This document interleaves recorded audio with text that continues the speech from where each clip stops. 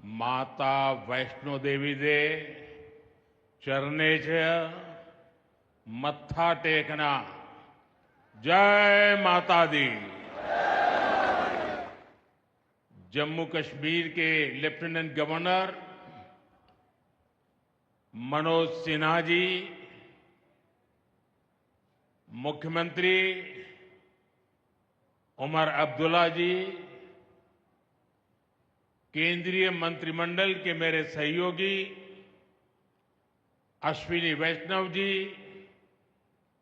Jitendra Singh, V Somanna ji, deputy CM Surendra Kumar ji, Jammu Kashmir विधानसभा में नेता विपक्ष सुनील जी, संसद में मेरे साथी जुगल किशोर जी, अन्य जनप्रतिनिधिगण और मेरे प्यारे भाई और बहनों,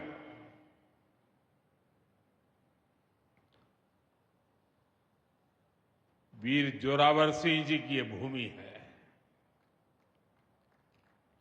मैं इस धरती को प्रणाम करता हूं। साथियों, आज का ये कार्यक्रम भारत की एकता और भारत की इच्छा शक्ति का विराट उत्सव है।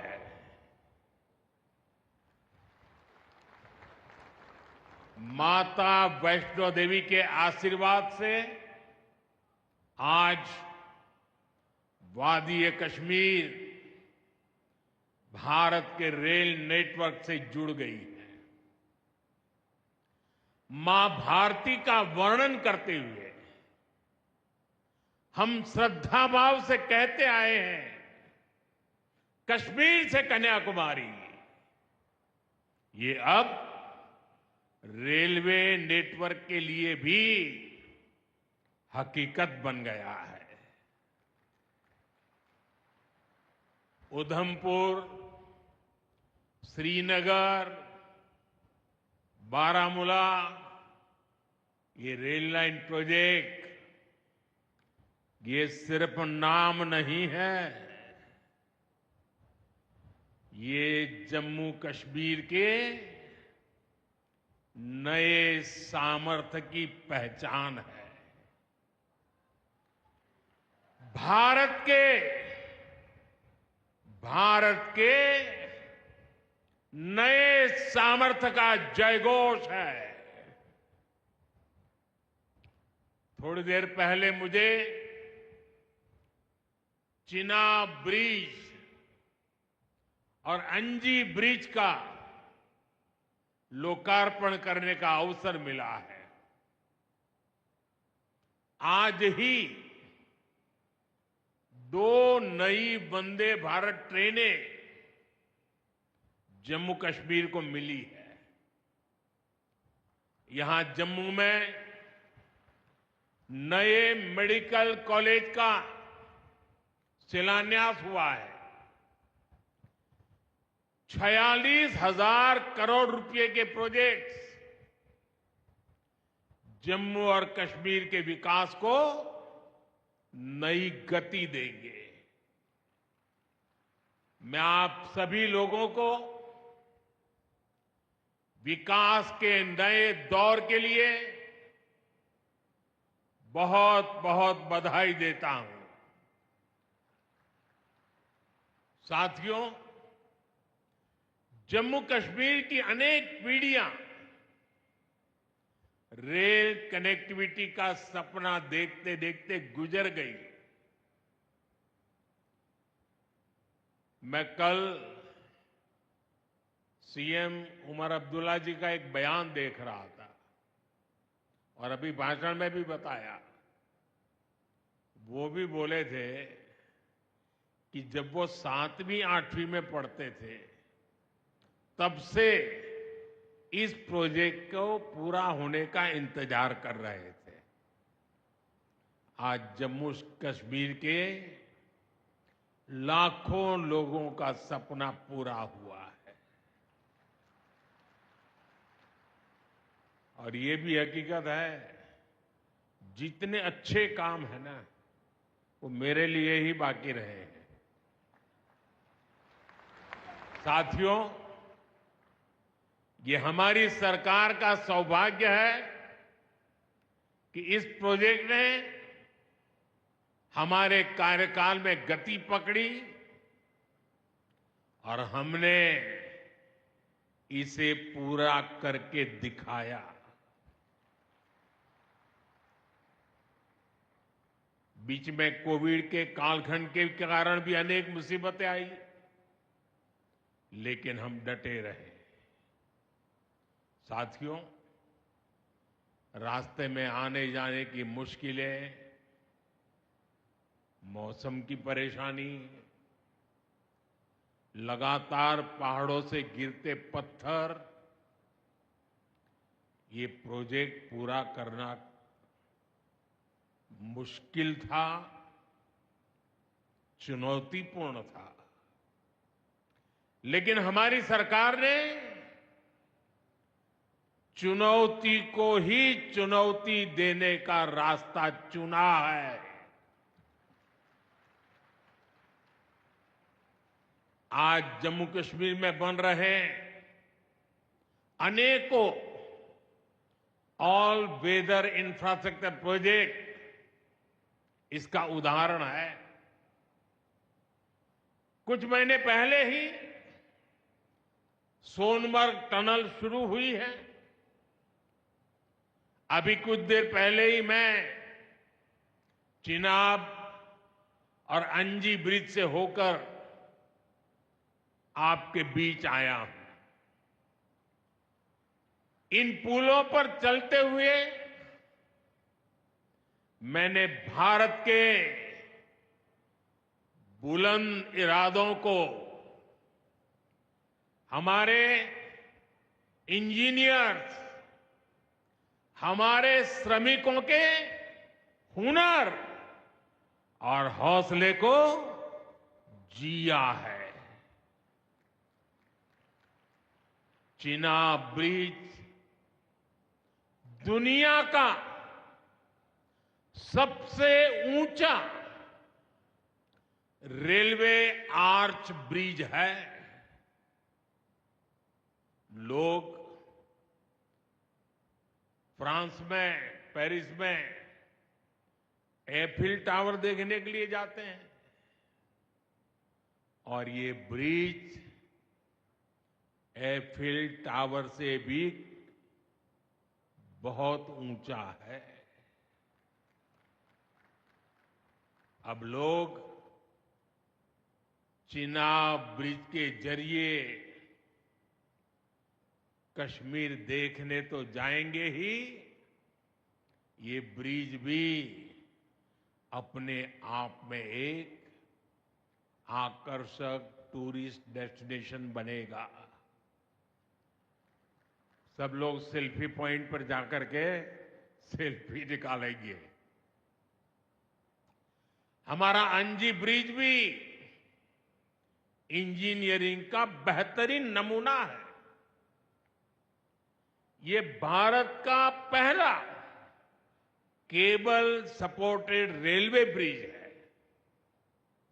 ये दोनों ब्रिज सिर्फ ईंट, सीमेंट, स्टील और लोहे के ढांचे नहीं है।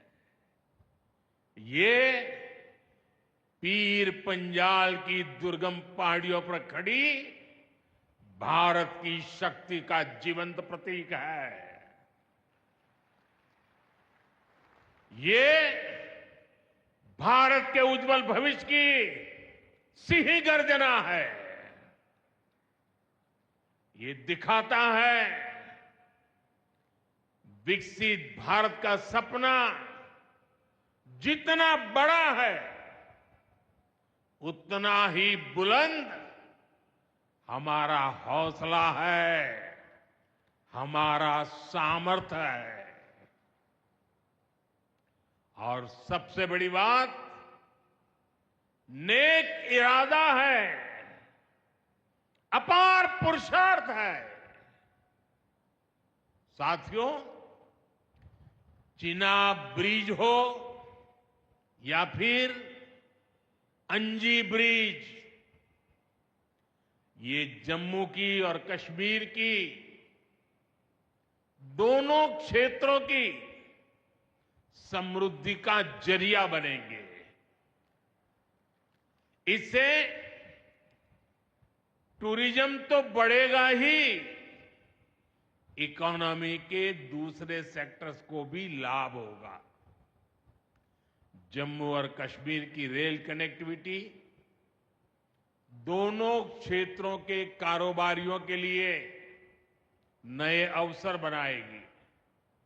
इससे यहां की इंडस्ट्री को गति मिलेगी।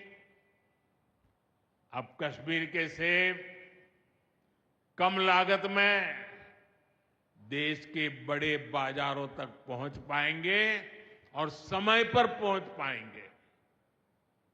सूखे मेवे हो या पश्मीना शॉल, यहां का हस्तशिल्प अब आसानी से देश के किसी भी हिस्से तक पहुंच पाएगा। इससे जम्मू कश्मीर के लोगों को देश के दूसरे हिस्सों में आना जाना भी बहुत आसान होगा। साथियों, मैं यहां संगलदान के एक स्टूडेंट का अखबार में कमेंट पढ़ रहा था। उस स्टूडेंट ने कहा कि उसके गांव के उन्हीं लोगों ने अब तक ट्रेन नहीं देखी थी जो गांव से बाहर गए। गांव के ज्यादातर लोगों ने ट्रेन का सिर्फ वीडियो ही देखा था। उन्हें अब तक यकीन ही नहीं हो रहा कि असली ट्रेन उनकी आंखों के सामने गुजरेगी।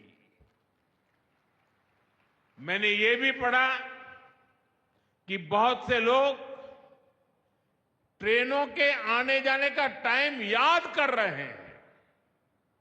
एक और बिटिया ने बड़ी अच्छी बात कही। उस बिटिया ने कहा, अब मौसम तय नहीं करेगा कि रास्ते खुलेंगे या बंद रहेंगे। अब ये नई ट्रेन सेवा हर मौसम में लोगों की मदद करती रहेगी। साथियों, जम्मू कश्मीर मां भारती का मुकुट है। ये मुकुट एक से बढ़कर एक खूबसूरत रत्नों से जड़ा हुआ है। ये अलग अलग रत्न जम्मू कश्मीर का सामर्थ्य है। यहां की पुरातन संस्कृति, यहां के संस्कार, यहां की आध्यात्मिक चेतना, प्रकृति का सौंदर्य, यहां की जड़ी बूटियों का संसार, फलों और फूलों का विस्तार, यहां के युवाओं में, आप लोगों में जो टैलेंट है वो मुकुट मणि की तरह चमकता है। साथियों, आप भली भांति जानते हैं, मैं दशकों से जम्मू और कश्मीर आता जाता रहा।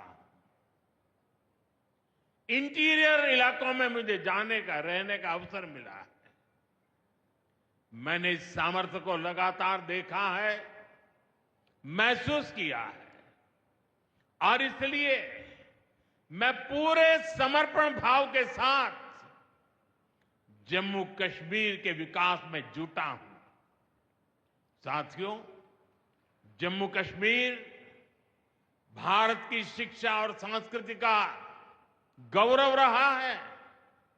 आज भारत दुनिया के बड़े नॉलेज हब में से एक हमारा जम्मू कश्मीर बन रहा है, तो इसमें जम्मू कश्मीर की भागीदारी भी भविष्य में भी बढ़ने वाली है। यहां आईआईटी, आईआईएम, एम्स और नीट जैसे संस्थान है। जम्मू और श्रीनगर में सेंट्रल यूनिवर्सिटीज हैं। जम्मू और कश्मीर में रिसर्च इकोसिस्टम का भी विस्तार हो रहा है। साथियों, यहां पढ़ाई के साथ साथ दवाई के लिए भी अभूतपूर्व काम हो रहा है।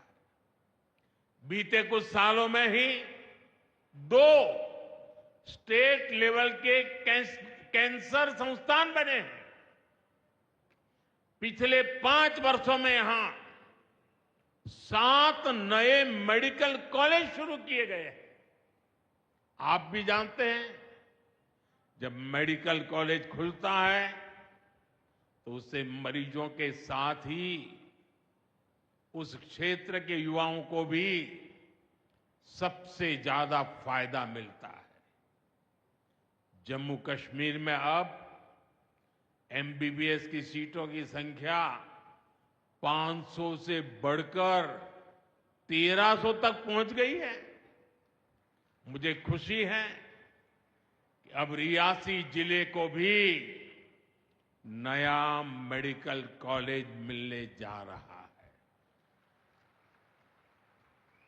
Shri Mata Vaishno Devi institute of medical excellence, ये आधुनिक अस्पताल तो है, ये दान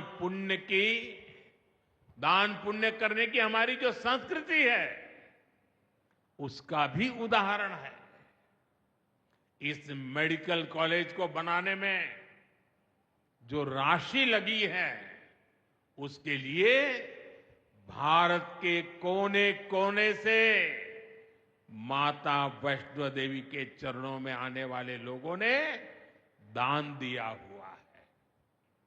मैं श्री माता वैष्णो देवी श्राइन बोर्ड को, उनके अध्यक्ष मनोज जी को इस पवित्र कार्य के लिए बहुत बहुत शुभकामनाएं देता हूं। इस अस्पताल की क्षमता भी 300 बेड से बढ़कर 500 बेड की जा रही है।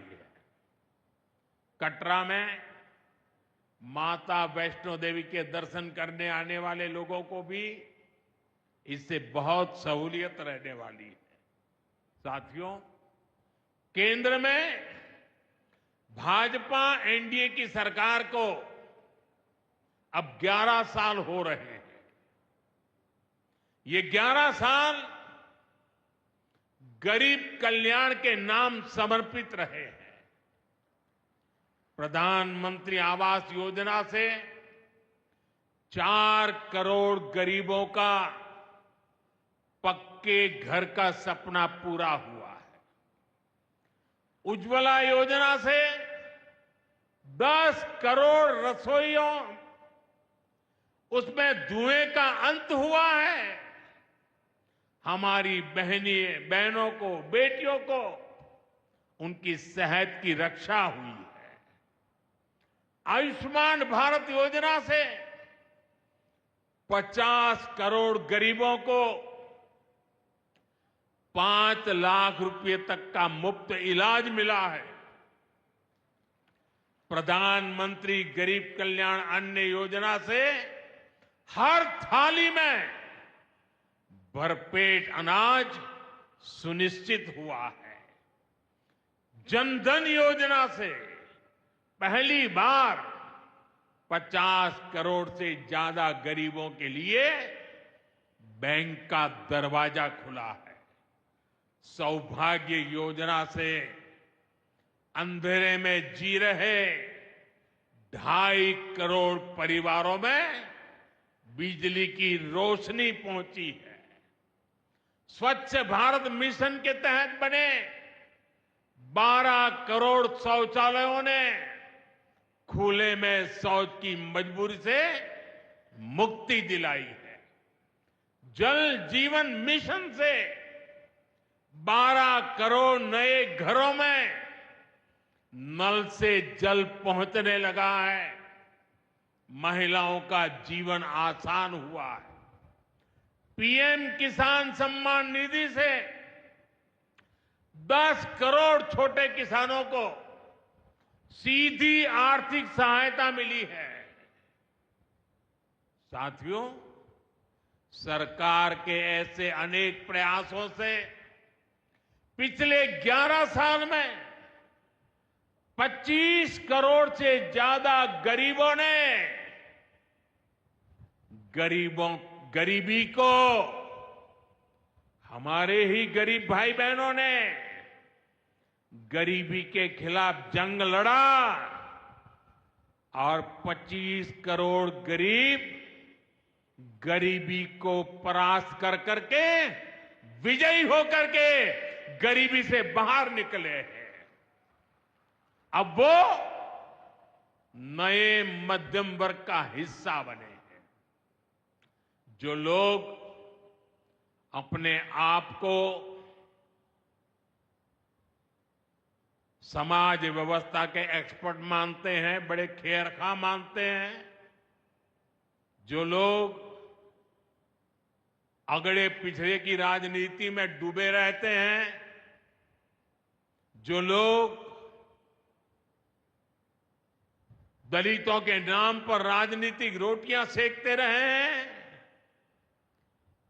जरा जिन योजनाओं का मैंने सिर्फ उल्लेख किया है उसकी तरफ नजर कर लीजिए। कौन लोग हैं जिनको ये सुविधाएं मिली हैं? वो कौन लोग हैं जो आजादी के 7 दशक तक इन प्राथमिक सुविधाओं से वंचित रहे थे? ये मेरे दलित भाई बहन है, ये मेरे आदिवासी भाई बहन है, ये मेरे पिछड़े भाई बहन है, ये पहाड़ों पर गुजारा करने वाले, ये जंगलों में बसने वाले, झुग्गी झोपड़ी में जिंदगी पूरी करने वाले, ये वो परिवार है जिनके लिए मोदी ने अपने 11 साल खपा दिए हैं।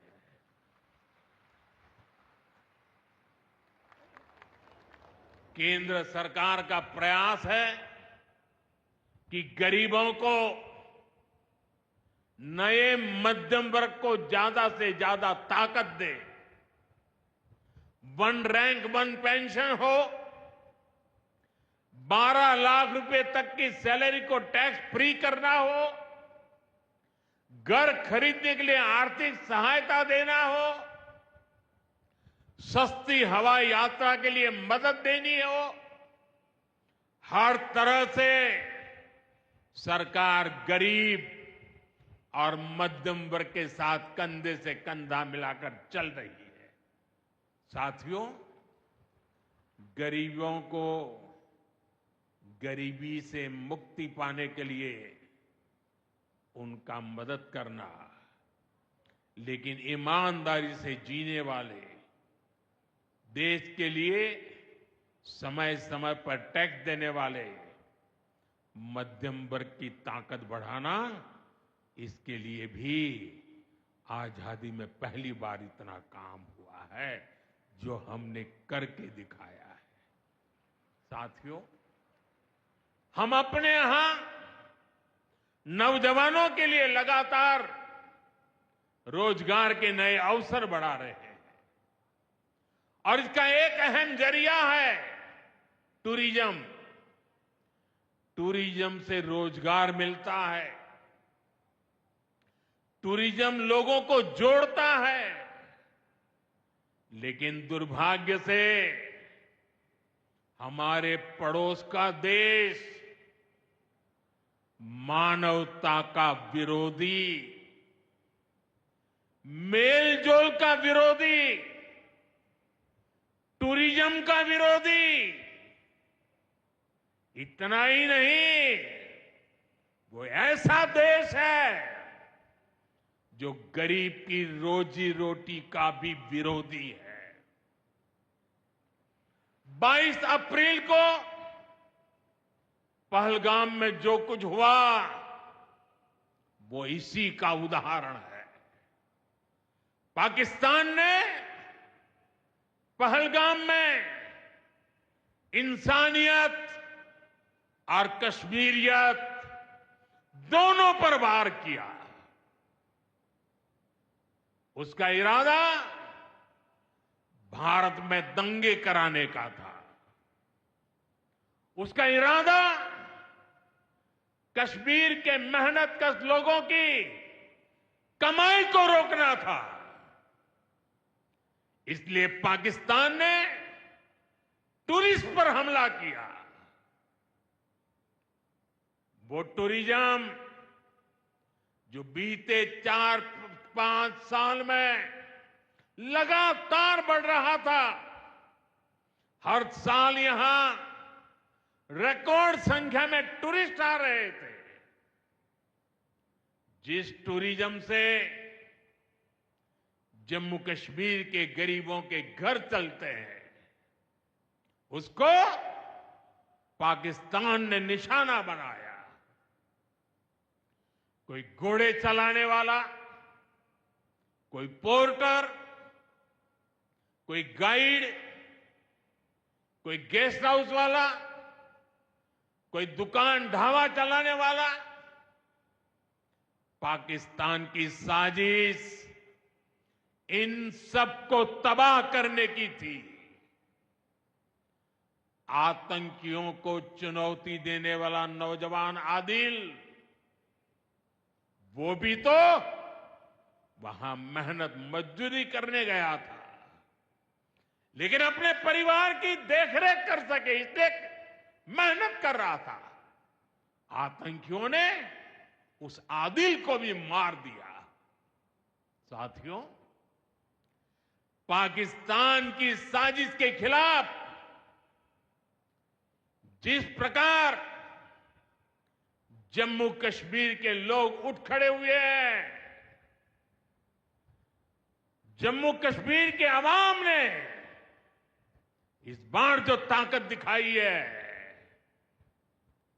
ये सिर्फ पाकिस्तान नहीं, दुनिया भर की आतंकवादी मानसिकता को जम्मू कश्मीर के लोगों ने कड़ा संदेश दिया है। जम्मू कश्मीर का नौजवान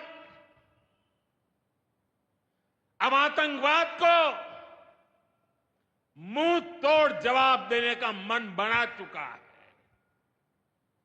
ये वो आतंकवाद है जिसने घाटी में स्कूल जलाए,